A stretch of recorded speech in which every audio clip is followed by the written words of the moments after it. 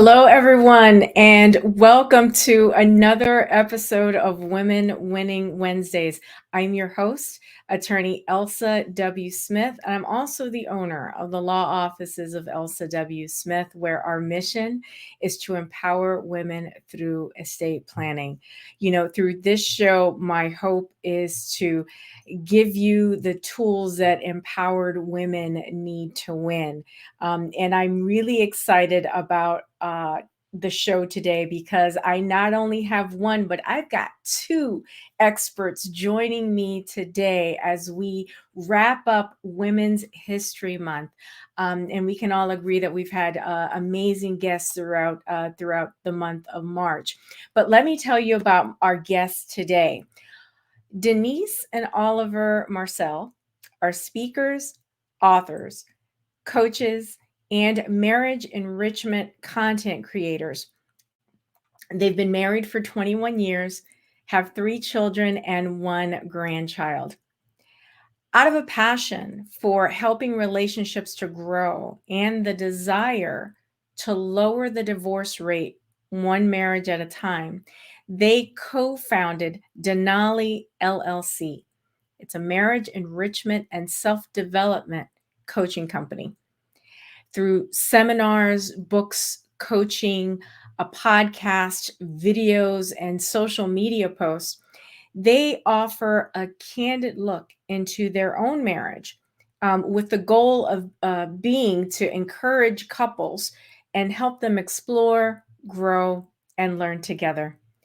They help married couples communicate without frustration and judgment, increase intimacy, and build the relationship of their dreams. They have extensive training. Namely, they are prepare, enrich facilitators. They have completed the Marriage Dynamics Institute program. They've also completed the Gottman Method Couple Therapy Level 1 for bridging the couple chasm. And they are SYMBIS certified facilitators, and SYMBIS stands for Save Your Marriage Before It Starts. Denoli LLC is based in the state of Maryland. Denise and Oliver can't promise you that they'll keep every marriage together, but they promise you that they'll do everything in their power to help keep yours together. And with that, I introduce you to Oliver and Denise Marcelle. Hi, Oliver, Denise. Yay. Welcome to the program. Thank Thank you you. so much. Such an Thank you honor for to be having us. here. Yeah, absolutely. Absolutely. It, Thank Honored to be here. you. it is a joy to have you on the program today. We got so much to talk about. So let's start off with, what led you both to start a marriage coaching business?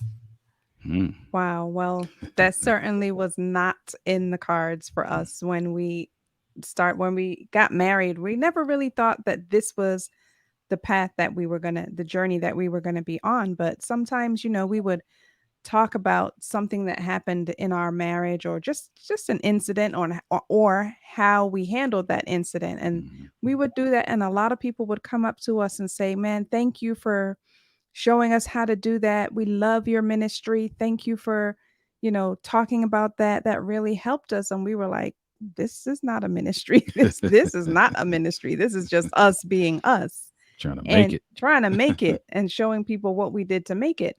And, we said, you know what? People keep coming up to us and saying that to us. Maybe we should start a blog. And that's what we started doing. We just started blogging about things here and there, about stuff that we noticed and how we handled certain situations. And from there, it just blossomed into speaking engagements. And then we started a podcast. And then here we are today, coaching couples. Yeah. I have to ask you, how did you now in show prep you shared that your business transitioned. It started more in the faith-based community, and then you were able to expand to reach even a broader audience. Could you tell us a little bit about that transition and whether it was a difficult one to make? Yeah, it was so to speak to the blog that Nisi just talked about. The name of it was Marriage is Our Ministry, because people had been telling us, hey, your marriage is a ministry. We love your ministry, that kind of thing. So we kind of stayed there. And then we were somewhat involved with the marriage ministries at our church. And when we first started getting speaking engagements, they were primarily for churches and that kind of thing. So we kind of stayed with that. Mm-hmm.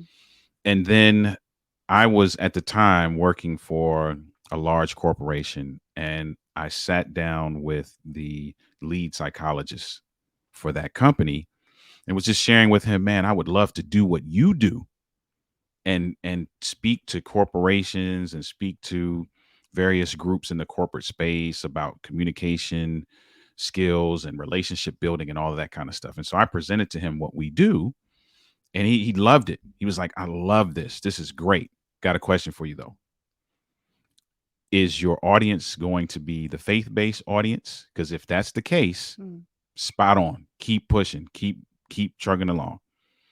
If you're trying to transition to doing something like what I'm doing, it's going to be difficult. And he was like, I'm just being honest. It's going to be a little bit difficult to get into those spaces with the word ministry in your name. Yeah.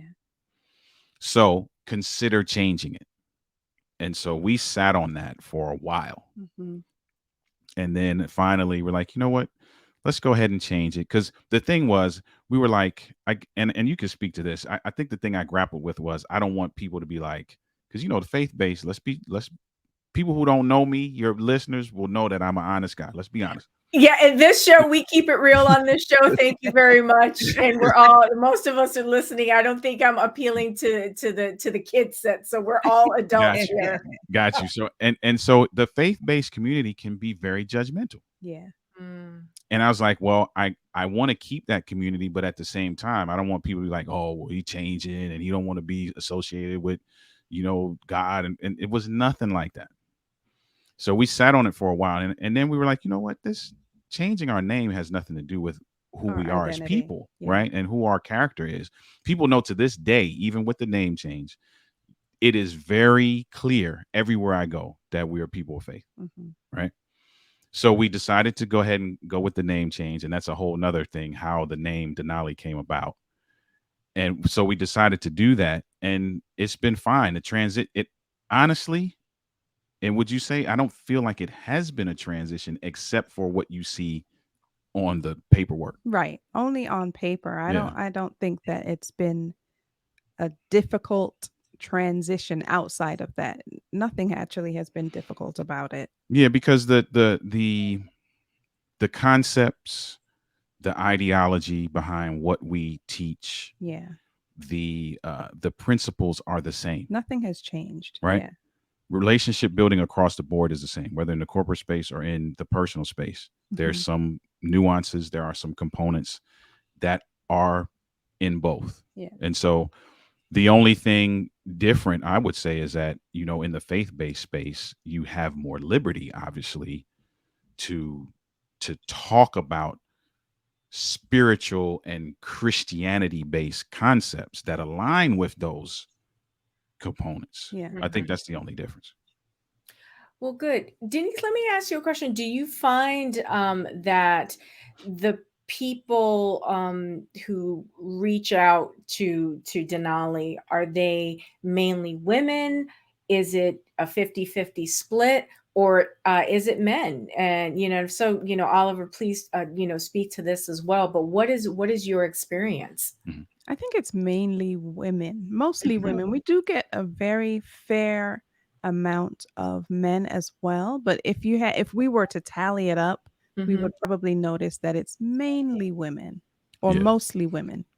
I agree with that. What we've noticed is that often the woman is the person who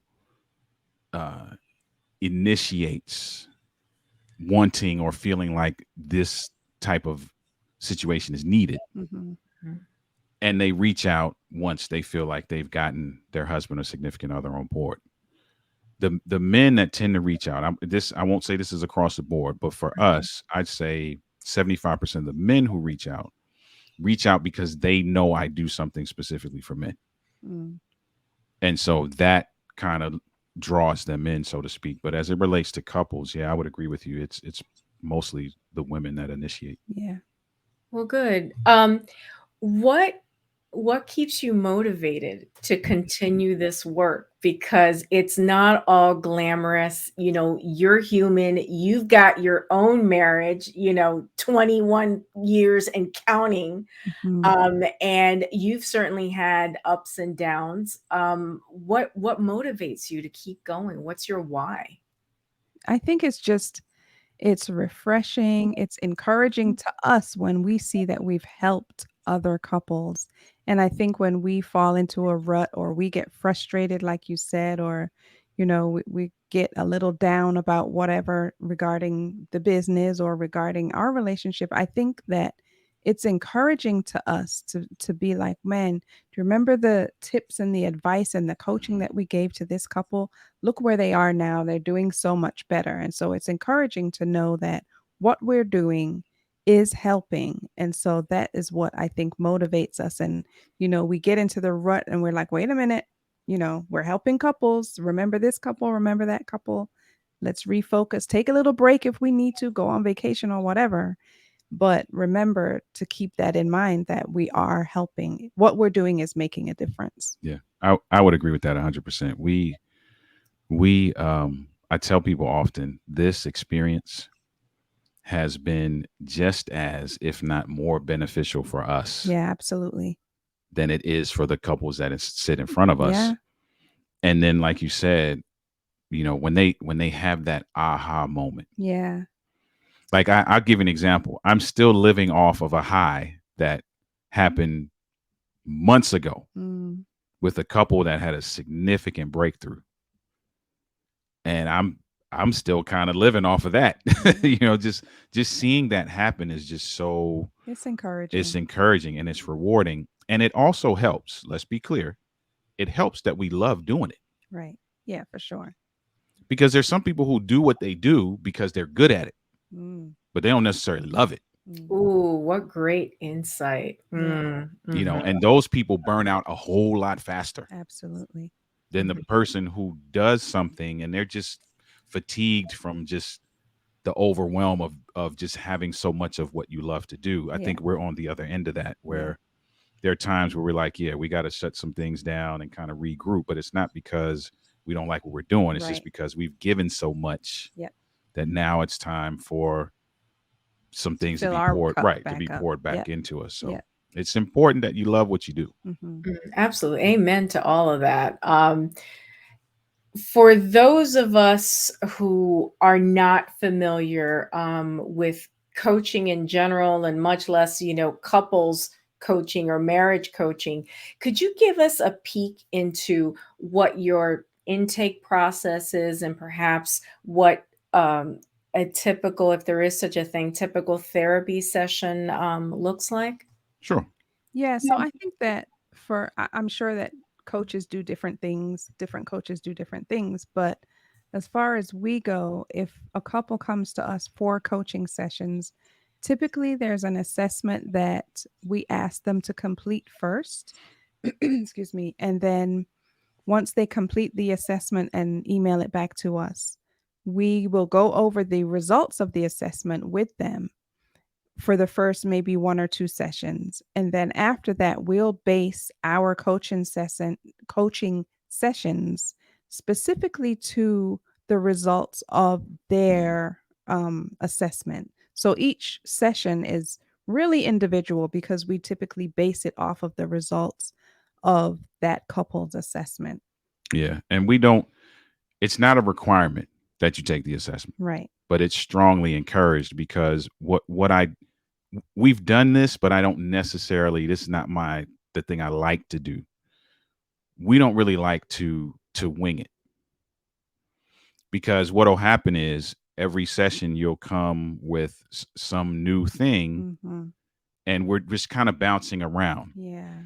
which I feel like, and say what you think, I feel like we've gotten good at being able to harness that in Reel for it folk back who in. do that. Yeah. But the beauty of the assessment is that it creates a baseline that we can work off of. Right, because I think it helps because this is specifically what you need. And Mhm. when we're just winging it, like you said, we might be touching on things that are really beneficial, but it may not be necessarily what you specifically need in your relationship. So if you fill out the assessment and then we look at the results of the assessment, we can see where the areas are that we might need to give you a little help in. Mhm. It doesn't really benefit anyone if we're giving you help in an area where you don't need the help. Yeah. Yeah. Think of it like this. You're building a home. You start with the foundation, right? Once that foundation is established, then you can begin to piece together the other components of this home to build what you're looking for. Yeah. So without having some kind of baseline to work off of, you're like, oh, let's create the kitchen today. Well, there's no foundation. Where are you gonna put it on? Or let's do the bathroom in the master bedroom. There is no master bedroom. So we got to start in a place where we can systematically and very strategically move you through this building scenario that makes sense to everybody, and that you can grasp some concepts, build, do, practice, and then continue moving forward to the next step. Yeah. Tell the audience, if you will, why do couples need coaching? There's all kinds of coaching in the world nowadays. Why can't they just get what they need from reading a book? Why is meeting with someone, like getting your expertise, important? That's a great question. Well, for one, I think when you read a book, you read the book and you get the concepts, and that's it. You close the book and that's it. And then maybe you refer back to it every now and then. Some points may stick out to you, but when I think it's more relatable when you're face to face, even if it's virtually with a coach, and then I think you get more in-depth information when you have a coach. Wouldn't you say? I agree with that. And I again, I'll be honest. You can, as a couple, read a book Absolutely. and go forth and be great. For sure. The issue is that many of us are not disciplined enough or have not grasped the concept of being accountable to each other to do that properly. So I think where coaching comes in and where it's important is that it kind of puts you in a place where you have to be accountable to somebody. And I tell couples all the time, I don't want you to waste your time. So you have to determine now how much effort, consistent effort you're going to put in, because that's all commitment is consistent effort. How much consistent effort are you going to? How committed are you to this process? Yeah. We will hold you as accountable as you want to be consistent. Yeah, to what you say you're committed to. Yeah. And so that I think that's where that process helps for a lot of people, because it adds some perspective, because you could read a book, but hearing that same information from us along with our example, because we're very candid about our own relationship. So hearing how we attempted to navigate that, along with the concepts that you've been taught, along with your own personal experience, and us making the alignment between all of those things, I think helps for a lot of couples. Yeah. That's wonderful. I want to touch on, very carefully, I want to touch on the well publicized, incident, we'll call it that occurred recently at the Oscars involving Will Smith, Jada Smith, and Chris Rock. However, I don't want to give oxygen. I don't want to focus on the assault that occurred. I really want you to focus on and please provide some insight on what might have led to that incident. Because I looked at that, and of course, you felt what you felt, but as usual, there's always more than meets the eye. There's always more there. So, as experts in marriage coaching and marriage therapy, what was your impression? What did you think was there that maybe we should all be attuned to? Yeah, I don't know. I think it could be, a slew of things. It could be a trigger. word, or it could be, I don't know, looking at your spouse and seeing that your spouse was upset. It could be something, frustration, pent up frustration.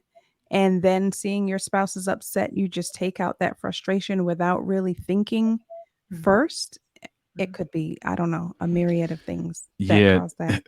there is and I'm only smiling because I'm thinking back to my timeline as I went through social media and just how many people tried to pick this apart in so many different ways. Mhm. I believe that, and obviously we only know what we see, right? Indeed. There has been a lot of talk about this couple based on the things that they have put out. Mhm. So the red table talk, interviews, and different things that have come out around the entanglement and their issues in the bedroom and their marriage and it being open or not open. A lot of these things have come out, and as we all do, people gravitate to certain sound bites and use that to make certain judgment calls. I will say this: what played out that night, I believe, is a byproduct of a much bigger scenario. And if we go off of just what we've seen in the media with what their relationship has gone through, if the only place you can process that is in front of 60 million people, Mm. as opposed to taking some time to process that by yourself, whether it be in therapy or in coaching or whatever it is, Mhm. you can own that's only sustainable for so long before Mhm. you break under the pressure of trying to look a certain way for all of the 60 million people, Ooh. but shoulder the frustration that you are dealing with when those 60 million people aren't watching. Wow. Wow. Yeah. I was hoping I'd have a moment like this during the interview, but yeah, that's exactly why I brought you on because I wanted that expertise to just go deeper and you're right. We only know what we know. We only know what's out there, but that is so insightful. Mm. And a plausible, you know, possibility. I mean, it's Yeah. plausible, Yeah. right? Yeah. In light of everything that's in the public domain, Hmm. Mhm. and And as it's not yeah. just the relationship, right? I Mhm. haven't read his whole book, but there's excerpts, right? And there's a part where he talks about how he felt with dealing with his mom and her Mm. situation and how that's stuck with him, right? So you're talking about compounded areas where you have to shoulder this level of frustration that is not being processed or is only being processed a certain way for certain people, Mm. but not processed in a way that is conducive to the success between you and your mate.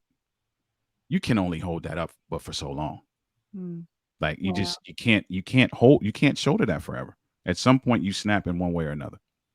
So to put a bow on this, what is the lesson or a lesson for the rest of us who are just watching this? What's one, and there are probably many things that we can take away, but to try to be our best selves, what is a lesson that we can take from that experience?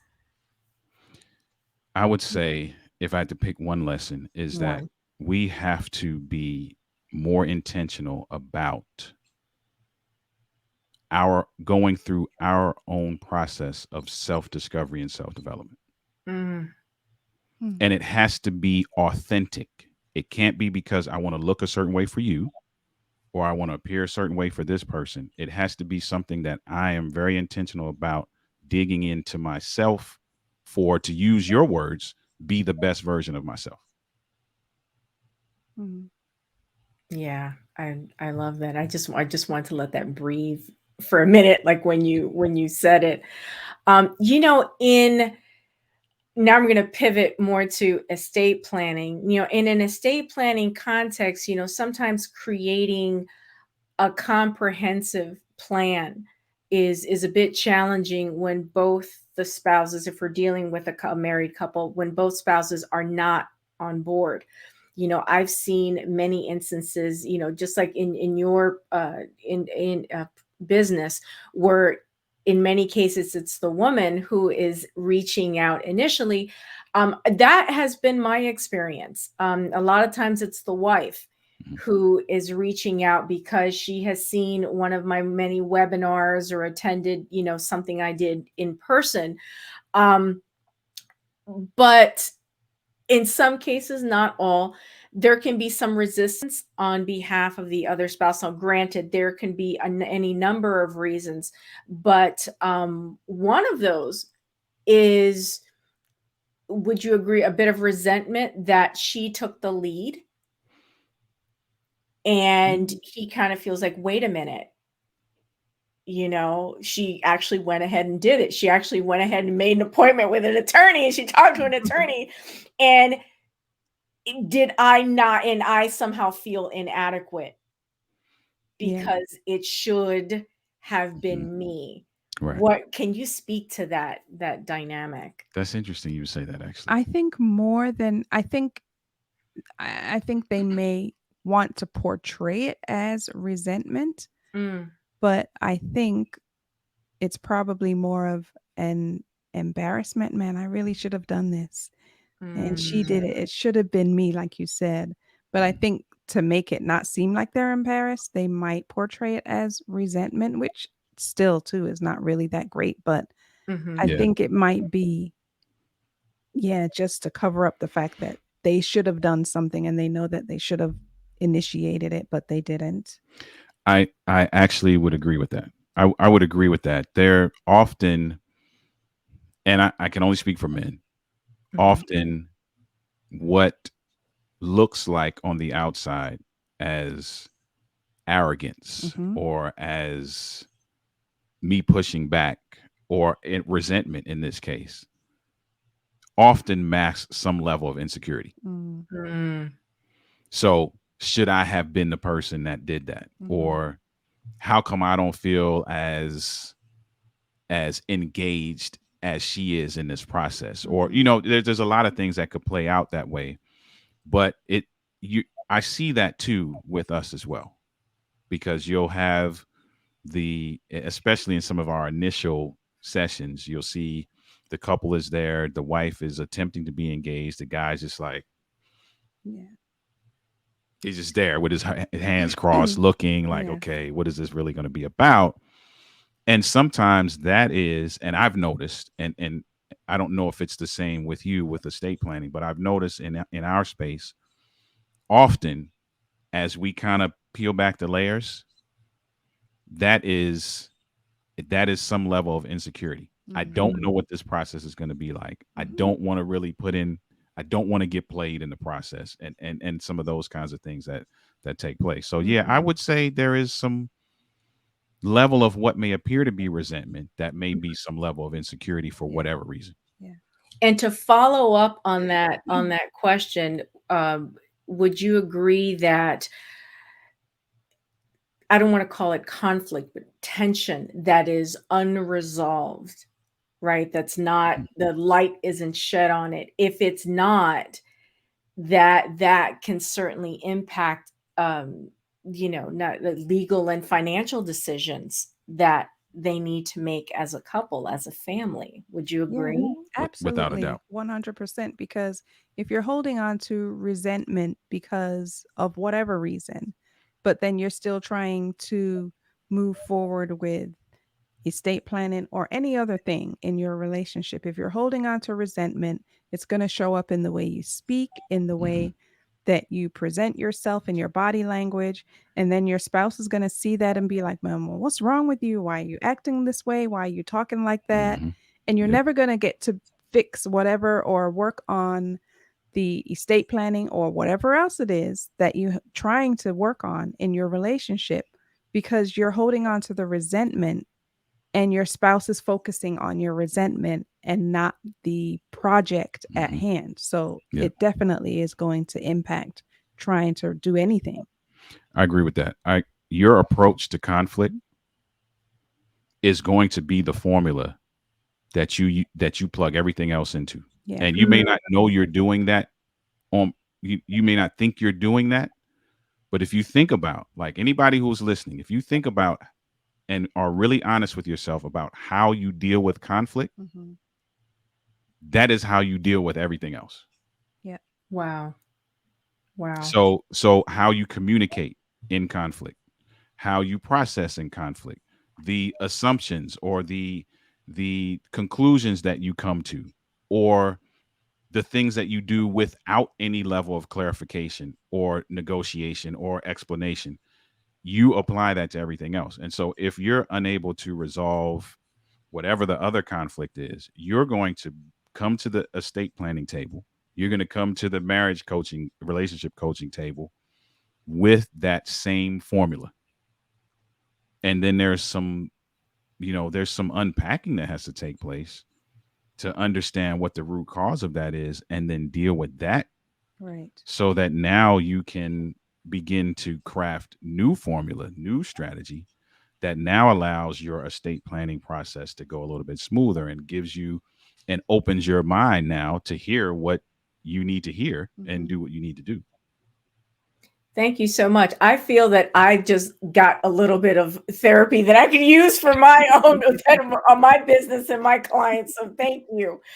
Um, because I always like to give our audience like tips and things that they can use right now, Hmm. and very practical. What are maybe 3 tips that couples can start using right now to improve or just maintain the strength in their marriage? Hmm.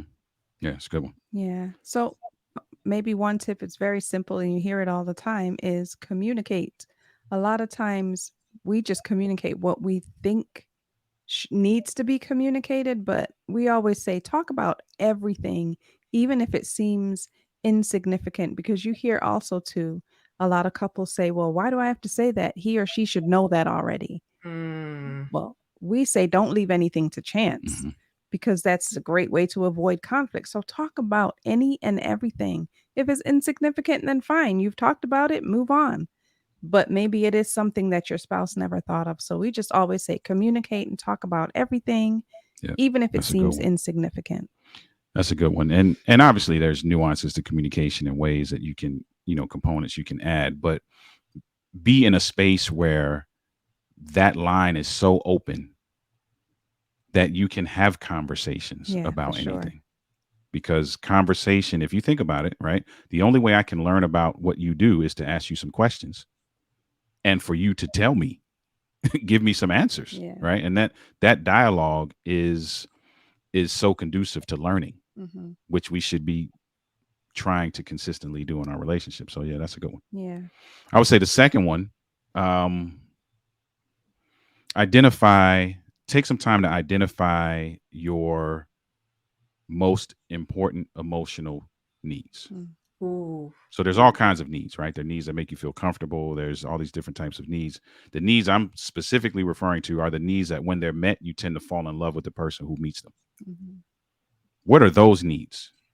And then going back to number one, have a conversation about those, identify and then commit to consistently meeting those for each other to create that cyclical process of satisfaction. Mm. Yeah. Yes.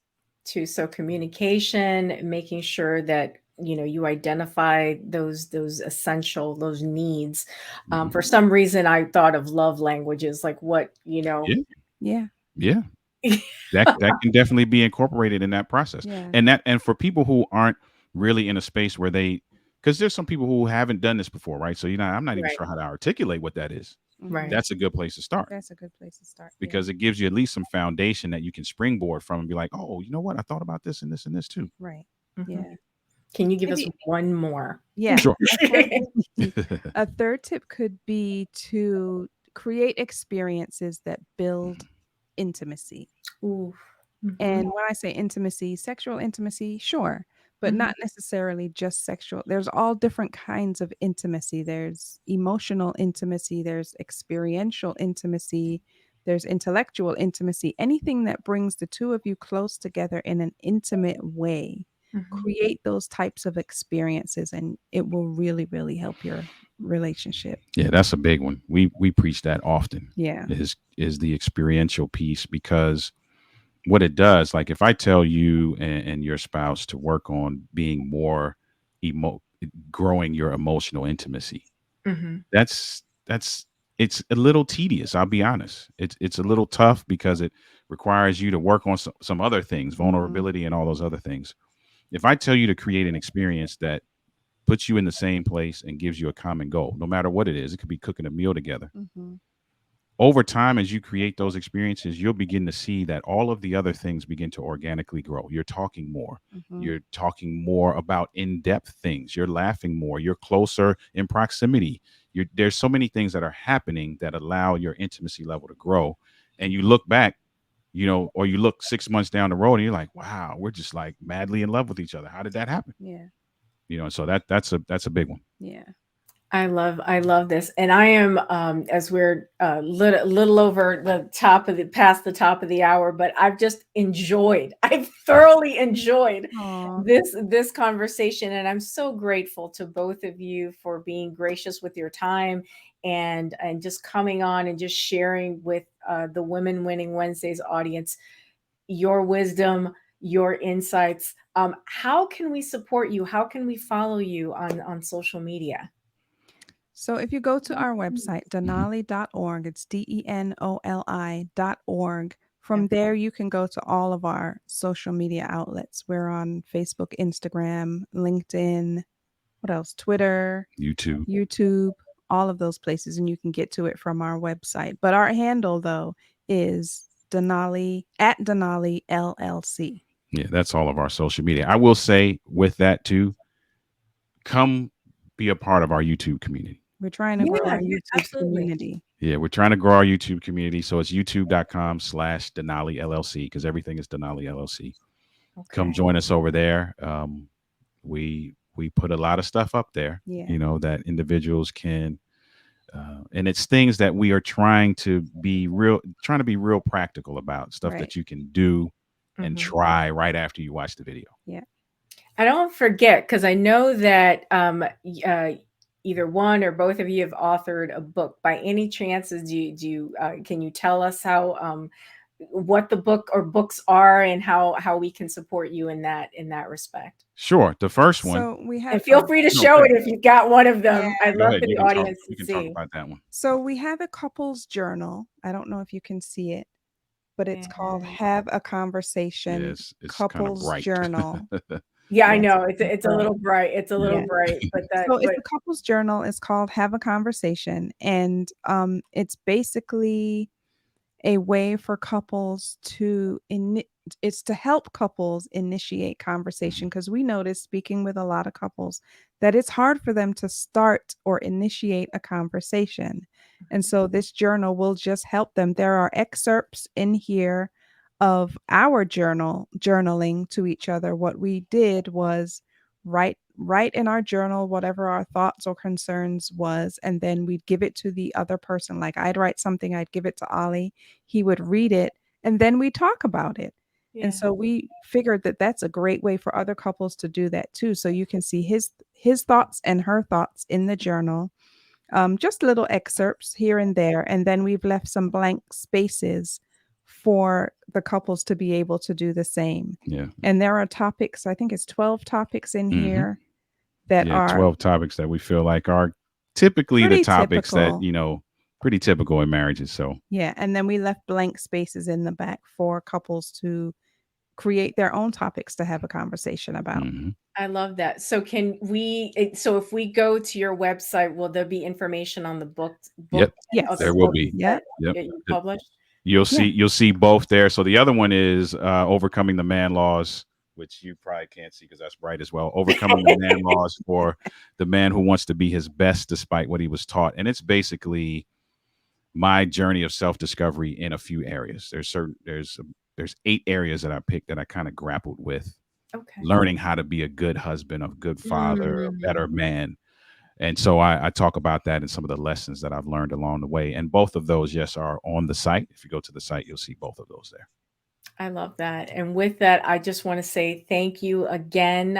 Please don't leave because I'll talk to you backstage. Sure. But I want to publicly thank you both for joining me today on this episode of Women Winning Wednesdays as we're wrapping up Women's History Month. It has really been a treat to really engage both of you and just be blessed and keep doing what you're doing because it's needed. Mhm. Yeah, we just need to talk more. Denise, as you were saying, we Yeah. need to communicate.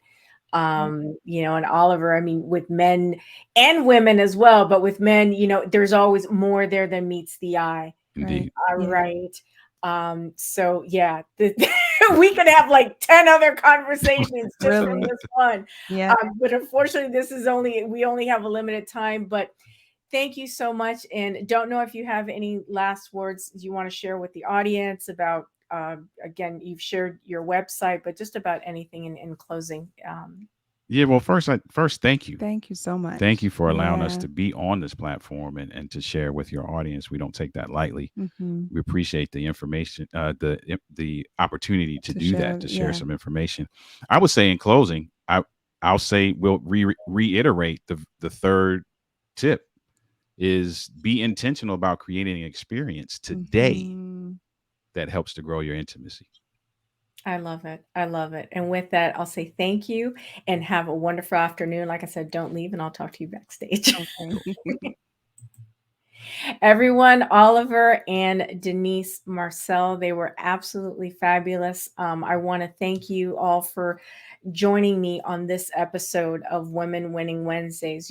As we talked about during the interview, what I do is estate planning. And what I help families and couples to do is to create a comprehensive plan to protect themselves, their families, and their businesses if it's appropriate. If you're in the state of Maryland or the District of Columbia, I want you to give us a call. You've seen our contact information, elsawsmithlaw.com. That's our website. You can find not only how to reach us, but other free resources on that website that are available right now.